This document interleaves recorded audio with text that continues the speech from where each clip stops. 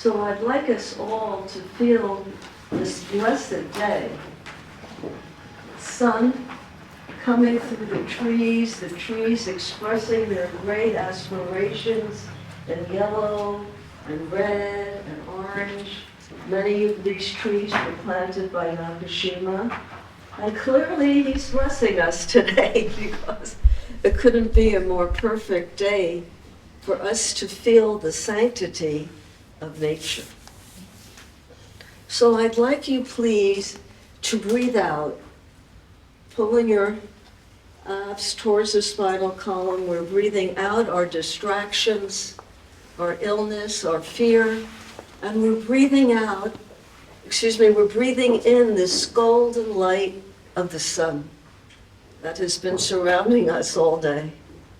Let's do that again. We're breathing out our distractions, flat belly, and then with the Buddha belly, we're breathing in this golden light of grace and health and peace and hope. Third time, more deeply, breathing out fear, tension, disease, and breathing in ever so deeply this grace, this blessing, this sacredness that we're all experiencing today in this gorgeous place that Nakashima built. One more thing, we're going to go a little more deeply into the body, into the cellular consciousness. In other words, I'd like you to please see in your mind's eye every cell of your body illuminated by this light. This light right now at 3:15 in New Hope. I'd like to read a quote that George wrote. Talks about the peace tables and the peace altar, and he says how an enthusiastic contagion would be useful. As peace the world over is uppermost in our consciousness, it must be a joyous peace, not a fear or absence of war.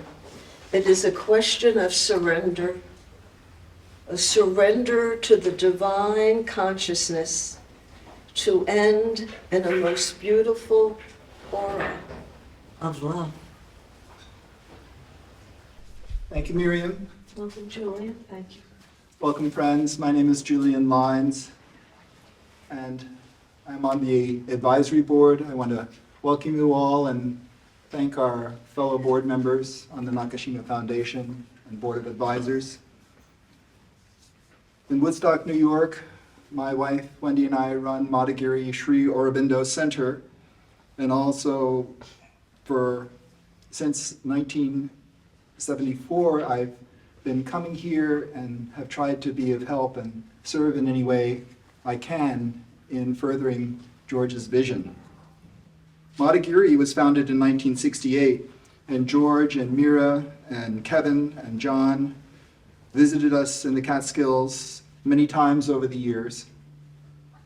The time George spent in Pondicherry, immersed in the integral yoga of Sri Aurobindo, informed the rest of his life. Karma yoga, work done as an offering to the divine, and reverence for beauty. Sri Aurobindo gave him the name Sundarananda, one who delights in beauty. Towards the end of his life, George had a vision to create altars for peace out of a magnificent black walnut tree, one for each continent. I was present on New Year's Eve, 1986, when the first altar to peace was dedicated at St. John the Divine in New York. Reverend James Parks Morton, who was Dean of the Cathedral, Jim, who because of his environmental work was known as the Green Dean, received our first Nakashima Foundation for Peace Award. He was also with us in 2001 in Moscow, when the second Sacred Peace Table was dedicated at the Academy of Art, thanks largely to the work of our board member, Irene Goldman. We're delighted that the second Peace Prize recipients, Scott and Hella McVeigh, are with us today. They were among the very first to be informed of George's vision. Scott and Hella's friendship and encouragement and shared values were of great support to George and to Mira, which brings us to today. The Rockefeller family is well known for their philanthropy, whether looking to the past at colonial Williamsburg or to the future at the Museum of Modern Art. Lawrence Rockefeller backed William Irwin Thompson in the creation of Lindisfarne Association, enriching our eco-spiritual vision by presenting talks with E.F. Schumacher, who wrote Small is Beautiful, Amory Lovins with Soft Energy Paths, and Dennis and Dana Meadows, famed for their book Limits to Growth. And going back a generation, it was a Rockefeller grant which allowed Professor Frederick Spiegelberg of Stanford University to travel to Pondicherry in 1947, when he first had Sri Aurobindo's darshan. Spiegelberg's talks about that trip inspired young Michael Murphy to make the same pilgrimage and ultimately to create the Esalen Institute, which became a greenhouse for shaping the cultural shifts of the 60s. The international community of Oroville, founded in 1968, has been described as a laboratory for Sri Aurobindo's evolutionary vision. The third sacred peace table is there in South India and was dedicated by Mira, her son Satoru, and Toshi, whom many of you have met. Her grandson lit the candle at the sacred peace table in a ceremony in the Hall of Peace at the Unity Pavilion in 2014. Today, the Nakashima Foundation for Peace Award recipient, Stephen Rockefeller, is a scholar, having taught religion at Middlebury College in Vermont, an environmental activist in the World Wildlife Fund, and a peace visionary promoting the Earth Charter, a declaration of fundamental principles for building a just, sustainable, and peaceful world. The idea of the Earth Charter started with Maurice Strong, convener of the Stockholm Conference on the Environment in 1972, and Mikhail Gorbachev. Maurice was deeply engaged, both with Lindisfarne and Oroville, having served on Oroville's International Advisory Council. And it was Stephen Rockefeller who chaired the Earth Charter's steering committee. The preamble of the Earth Charter states, "We stand at a critical moment in Earth's history, a time when humanity must choose its future. As the world becomes increasingly interdependent and fragile, the future at once holds great peril and great promise. To move forward, we must recognize that in the midst of a magnificent diversity of cultures and life forms, we are one human family and one Earth community with a common destiny. We must join together to bring forth a sustainable global society founded on respect for nature, universal human rights, economic justice, and a culture of peace. Towards this end, it is imperative that we, the peoples of the earth, declare our responsibility to one another, to the greater community of life, and to future generations. By honoring Stephen Rockefeller, we circle back to our roots, where his generosity was key to making George's dream a reality at St. John the Divine. We especially thank Stephen Rockefeller Jr. for receiving this honor on his behalf, and with the hope that we continue this relationship with the family into the future. I now invite John Yarnall to talk about the values informing Nakashima woodworkers and the Nakashima Foundation for Peace, to talk about spirit and nature.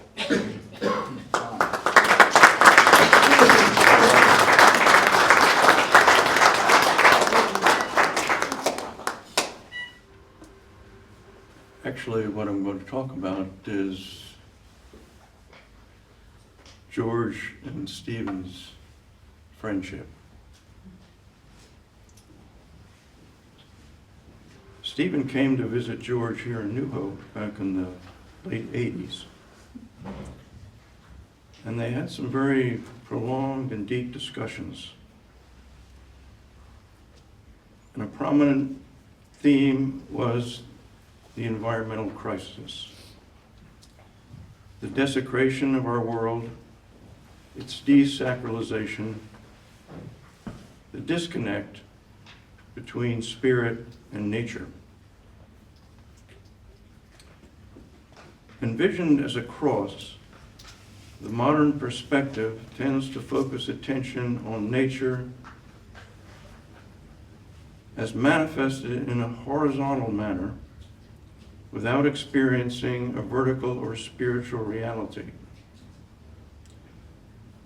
They agreed on this, and we all know we all have to live on that level. It's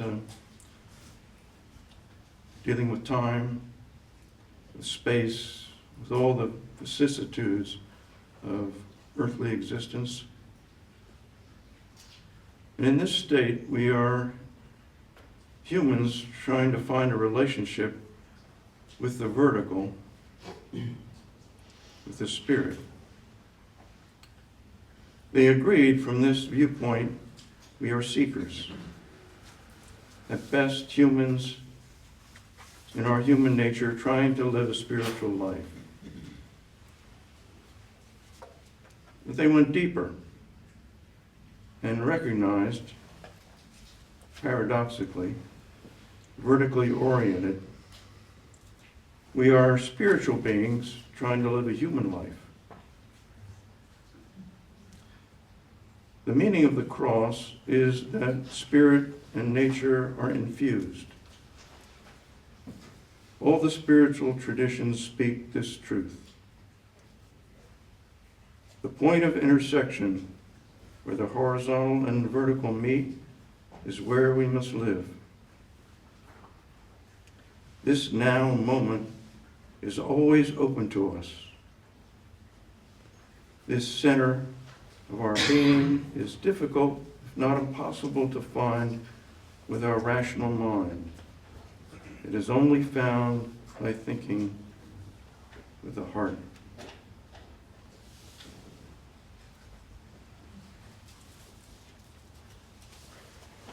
And I was thinking about how you don't hear it so much anymore when people part and say goodbye.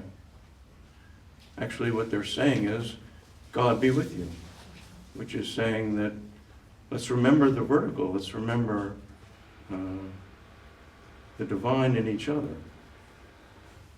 And in the Hindu tradition, namaste.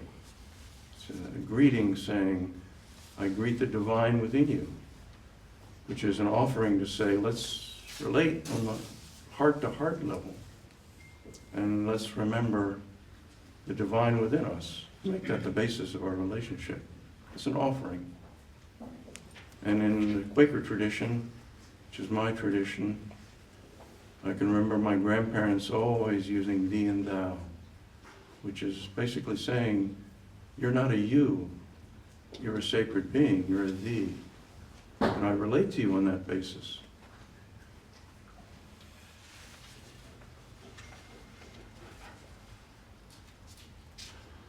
So from this meeting, these meetings, George, Stephen, their discussions, they were able to base their relationship on a communion of hearts.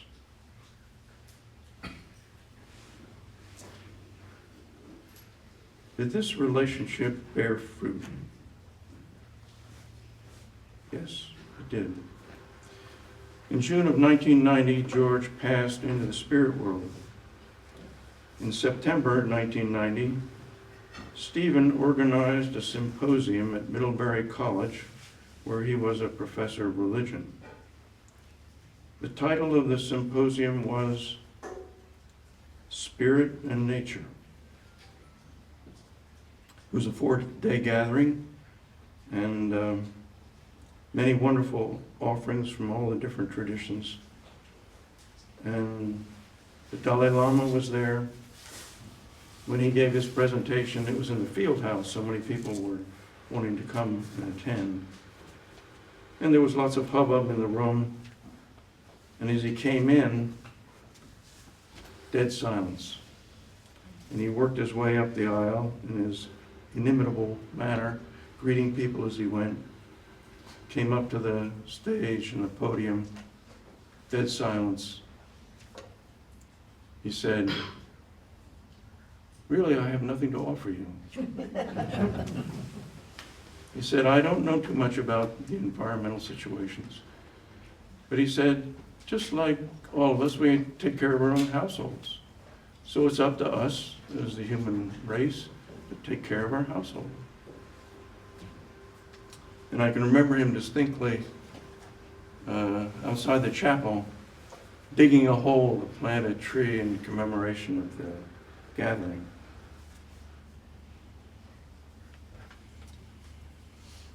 And to accompany the spoken word, there was an exhibition. And there was a catalog, and Stephen had written the introduction, and this is an excerpt from the catalog. The gallery has been conceived as a tree of life. The identification of the gallery with the tree of life is symbolized by George Nakashima's table, set in the center of the exhibition space. This great circular table was made from the wood of a buried redwood stump left by loggers in the remains of an ancient forest. We invite you to imagine all the works of art that make up this exhibition as also being part of this great tree and contained within its branches, as a symbol of the cosmic tree of life and the interdependence of spirit and nature.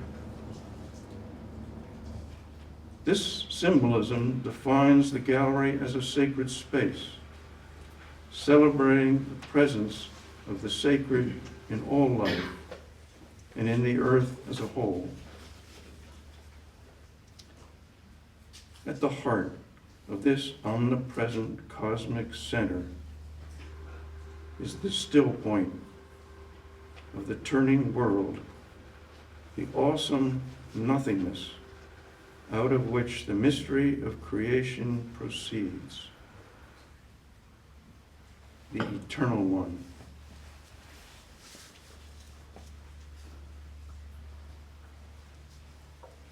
One of the last woodworking projects of George's life was the creation of an object expressly for the exhibition. The result was a simple wooden cross, a fitting symbol of the connection between spirit and nature, the glory of the nature world in the horizontal, the heart of each living being, the point of contact with the vertical, offering a relationship with the spirit in its transcendence and immanence, giving meaning to life.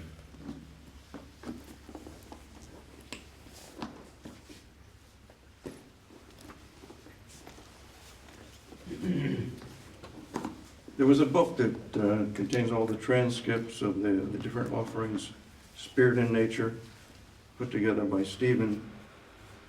And in his introduction, there's a quote.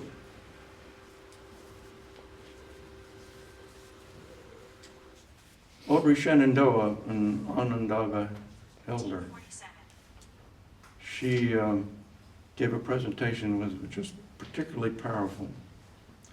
And one of the things she mentioned was that in their language, there's no word for nature. Because the spirit is, for them, is infused, that there's no distinction. There's no duality that's developed. And a friend of ours who Julian knows, Ghost Horse, Sulakoto. he says that in his language, in the Lakota language, there's no first person singular.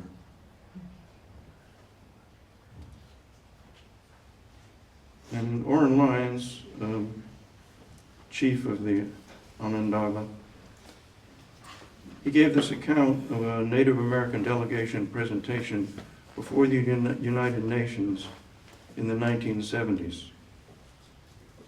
He says, "We went to Geneva, the Six Nations, and the great Lakota Nation, as representatives of the indigenous people of the Western Hemisphere. We went to Geneva and we spoke in the Forum of the United Nations. For a short time, we stood equal among the people and the nations of the world. And what was the message that we gave? There is a hue and cry for human rights. Human rights, they said, for all people. The indigenous people said, what are the rights of the natural world? Where is the seat for the buffalo, for the eagle? Who is representing them here in this forum? Who is speaking for the waters of the earth? Who is speaking for the trees and the forests? Who is speaking for the fish, for the whales, for the beavers, for our children? We said, given this opportunity to speak in this international forum, then it is our duty to say that we must stand for these people and the natural world and its rights, and also for the generations to come.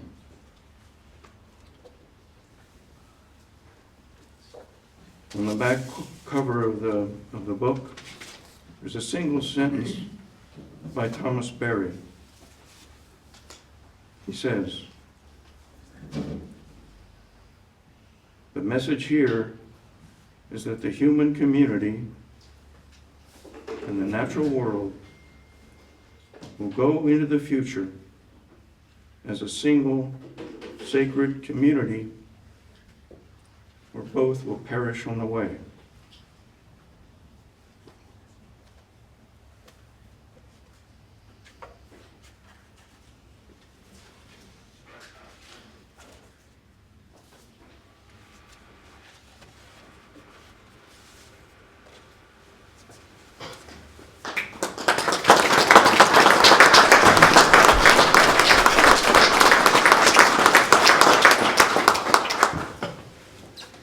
Thank you, everybody. I would like to let you know that we were able to find an actual piece of the peace altar that was made for Moscow.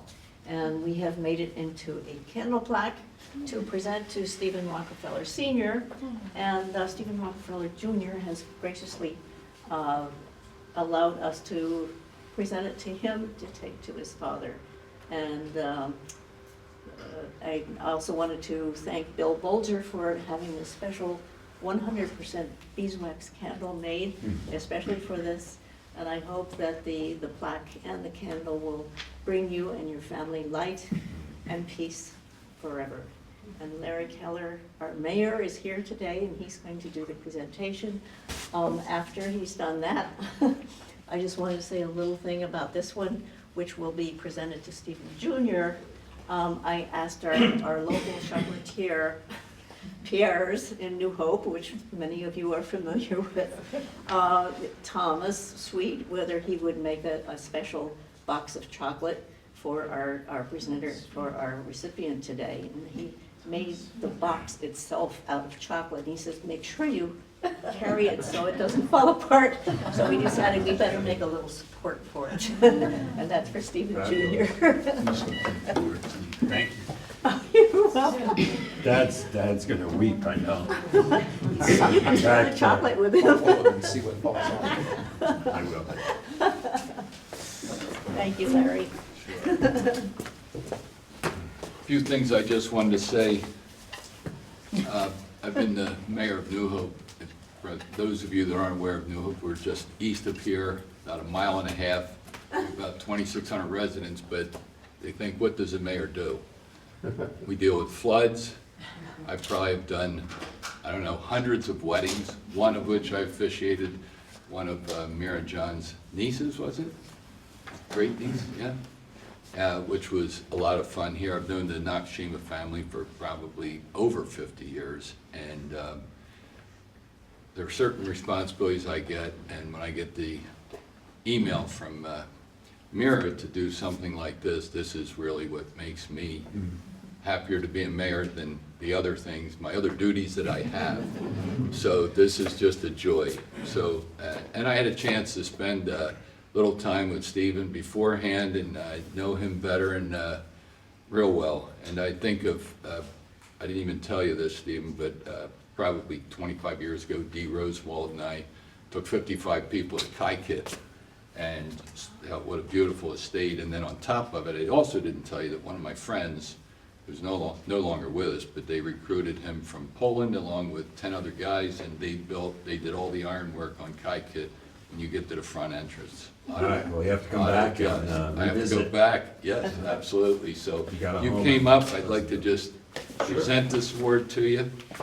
And it says, the Nakashima Peace Award for Stephen Clark Rockefeller, Sr., in acknowledgement of his generous support of George Nakashima's vision, made this piece of the sacred peace table for Russia always remind you and your family that peace is possible in this troubled world. Mira Nakashima, October 20th, 2024.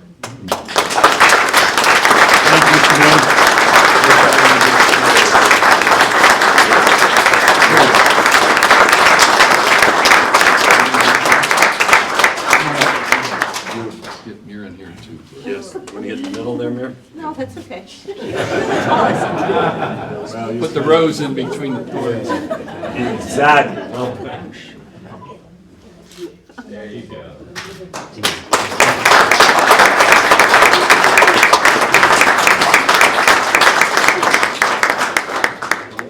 good evening. I wish first to thank you, Mira, as well as your board of directors, to the Nakashima Foundation for Peace for electing to honor my dear father, Dr. Stephen Clark Rockefeller, for his life service with the much prized third Nakashima Peace Award. Dad deeply values the relationships that he's had with George Nakashima, Mira, and the Nakashima Foundation. It has been for him a wonderful blessing. What especially moved Dad was the spiritual inspiration that underlies all of George Nakashima's work.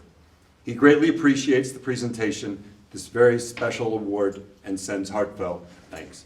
He is disappointed not to be able to be with you here in person. Please bear with me. That's kind of a clue. Okay. I had to add these qualifiers after my family and friends were through with me. Please bear with me as I minimally, another indication, recount Dad's interesting Pennsylvania family roots. Dad's middle name is that of Granny's father, Percy Clark, a top 5 U.S. cricketer and descendant of the founder in 1837 of E.W. Clark and Company, a prominent Philadelphia investment bank, including the likes of Civil War financier Jay Cooke.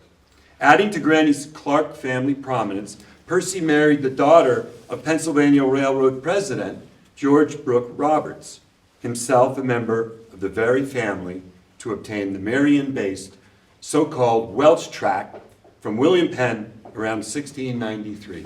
Now, was that so bad? Now, in fairness, it has been mightily trimmed, I promise, okay? Dad was to be born about 15 generations later, on April 19th, 1936, and sailed during his youth with those same Clarks in Maine. At 88, though facing limitations, he is still boating with those Pennsylvanians. For I too am a Clark. With me in a little dinghy, only weeks ago, Dad rowed prodigiously, as if he were guiding me still, at 5 years old, across the cross currents of that tidal channel for island camping 60 years ago. For this most recent escapade, our task was to make an ascent and then to circumnavigate the island, confirming a walking path clearance. We first made stops by the island's crest to bow before a seminal black birch, miraculously unimpeded by the howling winter squalls. Walking further, Dad's route proudly featured the vibrant milkweed, housing for the female monarch's eggs and later for their little caterpillars' first food. The island at large, with its bald eagles, hanging beard lichen and jovial seal families, sunning atop otherwise threatening shoals, expands as we proceed in Dad's heart, as evidence that the pristine, the sustainable, and the integrated elements of God's gifts through nature can thrive. Under the crunch of his every step through the bristly fields, Dad tempers a breath, as if with the mantra, in sync with his surroundings, as his studies and practice have desired for us all. Dad's core system of belief that our philosophy and spirituality expresses its service to community, partly through stewardship of the environment, can easily be traced back to a Baptist line sweeping across the frontier hundreds of years ago during the Great Awakenings. The likes of Lucy Rockefeller, born in 1786, fully adopted the implied personal and societal moral imperatives expressed in time by abolitionist and temperance zeal. Closer to home, Dad's grandfather, John D. Rockefeller Jr.'s advancement of Protestant non-denominationalism, best exemplified by the Riverside Church, reflected a shift to a more inclusive, less hierarchical, or an understanding of faith. Later on, in Dad's advanced studies after Princeton at Union Theological Seminary, under the combined weights of Reinhold Niebuhr and most pointedly Paul Tillich, he came to appreciate the universal aspects of religious experience. It was thus no surprise that in his doctoral dissertation at Columbia, he featured pragmatist and experiential philosopher John Dewey. Dewey's views on interconnectedness, the contextual nature of morality, and the merits of self-cultivation might well have led Dad soon after to explore rigorously the virtues of Eastern religions, namely Zen Buddhism, to which he lent his revered professorship at Middlebury for 35 years. The result of Dad's meditation, eventually, beneath a seminal Nakashima cross in his Vermont Zendo, was the world of an aesthetic. With porridge atop a country table and an axe left sunken to the splitting log, personified as if in dialogue by a call of the kitchen. Dad's next home down the way would carry Nakashima architecture, Nakashima dining, and above all, Nakashima heart. From those chairs, Dad might venture to chip stone for his walkway or relish one of his apples beaming beneath a Green Mountain sheen. It was the time, as I have referenced, about the island when the pulse of Dad's life ran through all equally, body, mind, and spirit. An adoring student might arrive by bicycle, a fellow faculty member for tea. I feared we might have to climb Camel's Hump. A fifth time, though, for all prior, I gloated. All of us learned from Dad then to pace, to focus on it, to be the one that does so, not to be the golfer, not the one who consciously prunes. Dad's beer grew fast, his glance and pride for the expressed lifestyle of his furniture more ardent with each lesson. Nutrition was everywhere. That cross in Dad's Zendo had been George Nakashima's last design. Mira then assembled it and presented it to Dad at Mr. Nakashima's St. John the Divine Memorial Service. It hangs above an altar in Dad's New York home and will be gifted back to your foundation. Originally, the cross was commissioned in 1991 by Dad to be featured in his Spirit and Nature art exhibition, thank you, John, as part of a symposium with the Dalai Lama to awaken responsibility across all major religions for the environment. George Nakashima's redwood stump, sculpted, served centrally in the exhibition as a symbol of the Tree of Life. The reverence for the design and spiritual poignancy of George Nakashima's masterworks had been passed down from the grand layout of Nelson Rockefeller's Junjo Noshimura designed home to Dad. I too inherited the inclination, having spent 6 years with an Alaskan chainsaw mill for slabs up to 4 feet wide, as well as with the Timber King B20, capable of handling 20-foot logs 2 feet in diameter. I lived live edge. For more of that after each tornado. I always had in mind the spirit that George Nakashima, Mira, and Dad had held in their friendship and collaboration. With my aforementioned tools, the sawdust, sandpaper, and even noise, I received their dream, the dream that the same origin of all was calling to us to care as once had the divine for the planet's birth, and so for all that now live upon it. Thank you.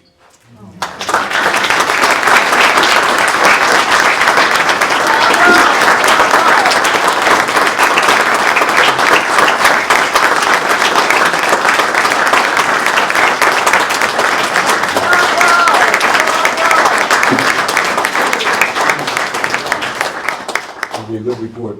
Oh, thank you. Thank you, Reverend. I was a nervous wreck. You done well, son.